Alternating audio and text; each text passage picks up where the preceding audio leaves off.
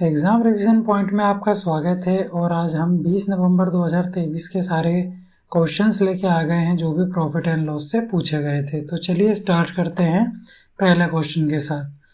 तो पहला क्वेश्चन हमसे कह रहा है कि एक मशीन पर 30,000 के अंकित मूल्य पर 12% व्यापार छूट दी गई है और कुछ नकद छूट के बाद मशीन को 23,184 में बेचा गया। ठीक है, तो यहाँ पर कह रहा है कि दो छूट दी गई है एक टाइप से, कि एक जैसे हमारे पास मार्केट प्राइस है तो यहाँ पहली छूट दी गई है 16% की, फिर उसके बाद में एक छूट और दी गई है, वो हमें नहीं बताइए, वो हमसे पूछिए। और उसके बाद में जो ये 30,000 रुपये हैं वो बन जाते हैं इतने।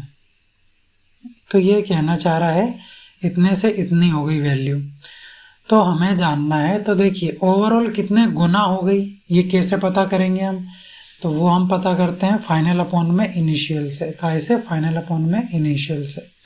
तो फाइनली कितनी हो गई उसको लिख लेते हैं ऊपर, और पहले कितने थी उसको लिख लेते हैं हम नीचे, बस। और ओवरऑल कितने % की छूट मिली है तो उसको हम इक्वल टू कर लेंगे कि पहली छूट मिली, दूसरी, उसके बाद इतना हो गया।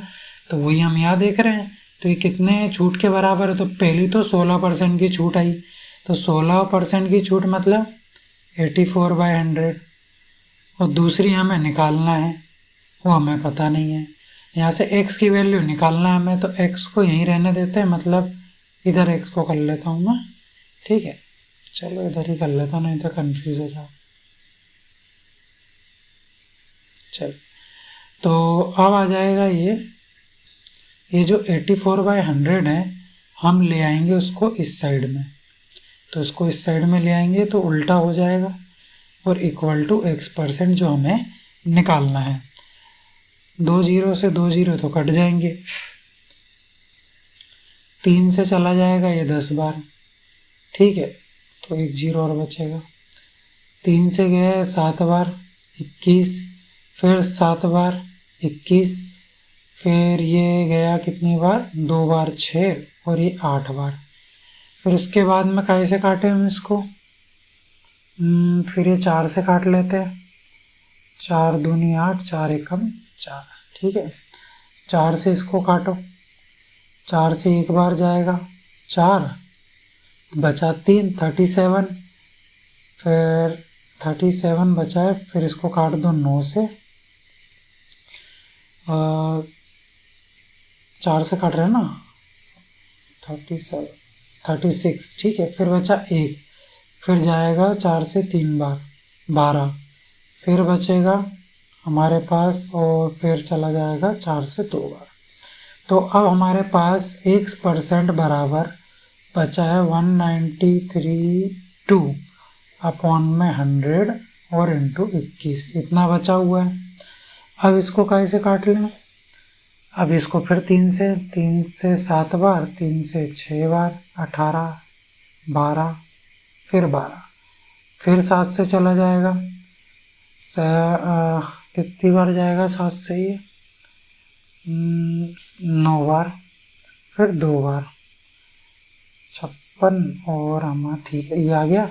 तो ओवरऑल कितनी हो गई वैल्यू? 92/100 हो गई। मतलब ये जो x% है, हम क्या करते हैं, छूट जो दी गई है उस जो बचा है उसको गुणा करते हैं। तो यहाँ पर इसको गुणा किया होगा तो छूट इस पर कितनी दी गई है? 8%, अलग ही दिख रहा है। तो 8% इसका उत्तर हो जाएगा, उत्तर नंबर डी। तो देखिए कुछ नहीं है, हमने क्या देखा, देखिए सक्सेसिव डिस्काउंट का कंसेप्ट है एक टाइप से, कि दो डिस्काउंट दिए हैं और ओवरऑल 30,000 की वैल्यू इतनी बन गई है। तो बताइए दूसरा वाला जो छूट है वो कितनी होगी? ये हमसे पूछा था और हमने निकाल लिया। फाइनल अपॉन में इनिशियल करके देख लिया कि ओवरऑल चीज़ कितनी गुना हो गई, और वो बराबर होगी इसके जो प्रतिशत से मल्टीप्लाई करेंगे उससे। चलिए अगला क्वेश्चन। किसी वस्तु का क्रय मूल्य उसके विक्रय मूल्य का 1/4 है। सीपी की बात कर रहा और एसपी की बात कर रहा, उनको लिख लेते हैं। अब क्या कह रहा है? विक्रय मूल्य का 1/4 है, मतलब विक्रय मूल्य 1 है और उसका 1/4 ये 1 है। यहाँ डिफरेंस कितने का है? 3 का। और देखते किस पे हैं, कितना प्रतिशत, क्योंकि लाभ या हानि प्रतिशत पूछ रहा है। तो 3 एक नीचे और गुणा 100, तो ये कितना आ जाएगा आपका 300% का आपको हो जाएगा लाभ, क्योंकि एक की चीज़ वो 4 में बेच रहा है। तो उत्तर number A, option number A सही हो जाएगा। अगला क्वेश्चन कह रहा है कि एक दुकानदार अंकित मूल्य पर 10% का छूट देता है। यदि विक्रय मूल्य 6,750 है तो छूट ज्ञात करें कि छूट कितनी है। अब यहाँ पर भी अब लिख लेते हैं, मतलब रुपए में पूछ रहा है छूट, परसेंट में तो हमें पता है 10% की, तो मतलब एक टाइप से 10% की वैल्यू पूछ रहा है। तो वो कहना ये चाह रहा है कि मार्क प्राइस होगा, ठीक है, और इस पे जब हम छूट देते हैं तो वो क्या बन जाता है, फिर वो सेलिंग प्राइस बन जाता है। 10% की छूट दी है, मतलब 100 की चीज़ कितनी हो गई, 90 हो गई। और विक्रय मूल्य हमें गिवन है, इसकी वैल्यू हमें गिवन है 6,750, मतलब 6,750 का प्रतिशत है 90, और हमसे क्या पूछा है, रुपए में पूछा कि छूट कितनी दी गई है रुपए में, तो वो परसेंटेज में कितनी है 10, तो 10% निकाल लेंगे इसका, ये 0 से 0 गया। अब 9 से काट लेंगे इसको, 9 से 7 बार 63, बचा फिर कितनी 5 बार 0, कितना आ जाएगा यहाँ से उत्तर 750। तो ऑप्शन नंबर सी इसका करेक्ट आंसर हो जाएगा। अगला कह रहा है एक दुकानदार को वस्तु को प्रत्येक को 840 में बेचा जाता है और पहली वस्तु पर 20% का लाभ और दूसरे पे 20% की हानि होती है, तो उससे होने वाली शुद्ध लाभ या हानि प्रतिशत ज्ञात करें। तो देखो इसका तो कोई लेना रोल ही नहीं है, हमसे प्रतिशत पूछा है तो प्रतिशत से डील कर लेंगे। तो 20% पहले लाभ हो गया और फिर हानि हो गई, तो हम क्या लगा देते हैं a²/100, तो कितना आ जाएगा 20 × 20, पता है 4% की, और यह इससे क्या होता है हमेशा लॉस, हानि ही होती है। नीचे 100, 0 कट जाएंगे, 4 आ जाएगा, 4% की आपको हो जाएगी हानि, कितनी, तो यहाँ से ऑप्शन नंबर ए इसका सही हो जाएगा। और एक ही ऑप्शन दिया था क्या, चलिए अगला।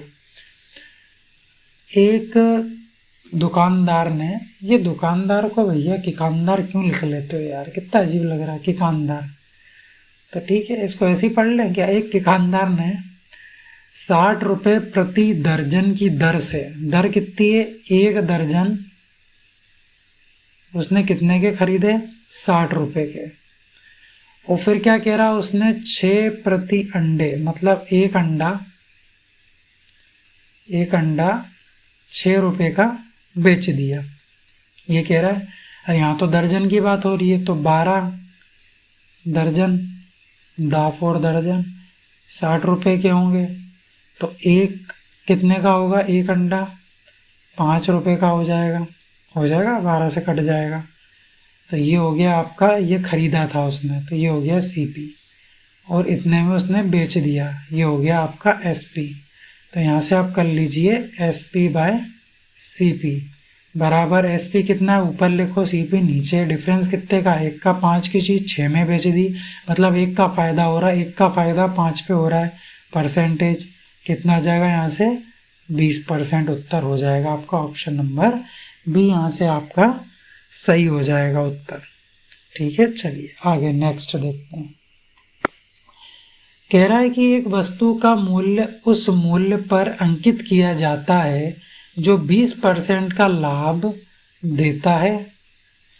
एक निश्चित छूट देने के बाद लाभ घटकर 10% रह जाता है, तो छूट प्रतिशत क्या होगी, ये हमसे पूछ रहा है। तो निकाल सकते हैं, एक बार आप इसको ज़रूर ट्राई करना, ठीक है, सॉल्यूशन देखने से पहले। तो उसने कहा है कि एक वस्तु का मूल्य उस मूल्य पर अंकित किया जाता है जो 20% लाभ देता है। 20% लाभ की बात हो रही है, और लाभ हानि हम किस पे देखते हैं, SP और CP पे। तो मतलब 100 की चीज़ उसने 120 में बेच दी होगी, ये कहना चाह रहा होगा वो, यही कहना चाह रहा है, यही कहना चाह रहा है। अब कह रहा है कि एक निश्चित छूट देने के बाद, अब क्या हुआ, उसने एक छूट दी होगी, है ना। मान लीजिए पहले भी अंकित किया होगा और जब बेचा होगा तो उसको कितना 20% का लाभ हुआ होगा। लेकिन फिर से उसने क्या किया, मान लीजिए 100 ही है, लेकिन उसने क्या किया, ये मार्क प्राइस कुछ ना कुछ होगी, उस पर उसने कुछ छूट दी होगी। हमें नहीं पता वो छूट प्रतिशत क्या है, जो ये छूट दी है ये हमें नहीं पता है, ठीक है।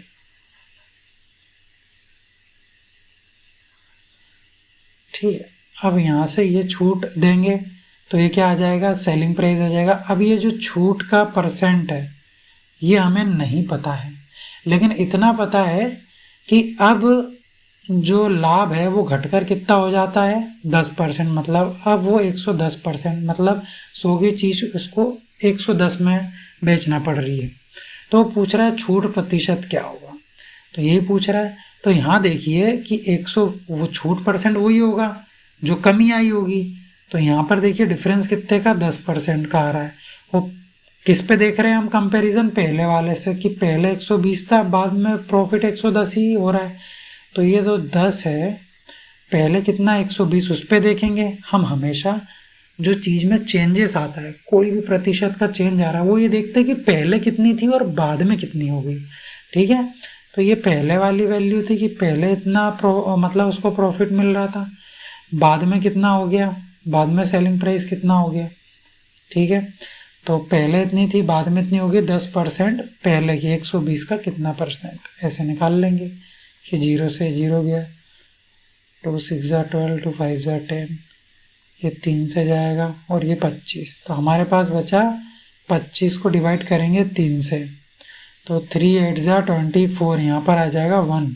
तो उत्तर हो जाएगा आपका 8 सही 1/3%। तो ये ऑप्शन नंबर कौन सा हो जाएगा, बी वाला यहाँ पर आपका सही उत्तर हो जाएगा।